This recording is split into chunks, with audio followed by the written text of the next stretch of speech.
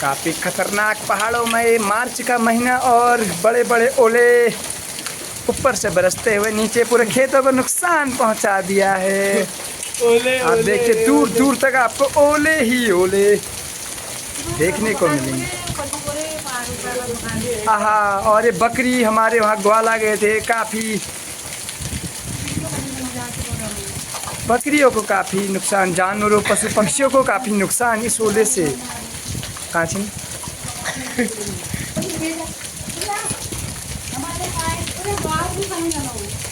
डर लग गया।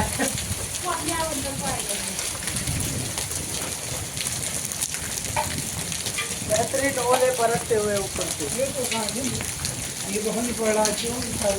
5 साल बड़ी ना घरे पड़ा। वहाँ खेत गोरे हो गए हरे से। ये ओले नहीं खाया ओले।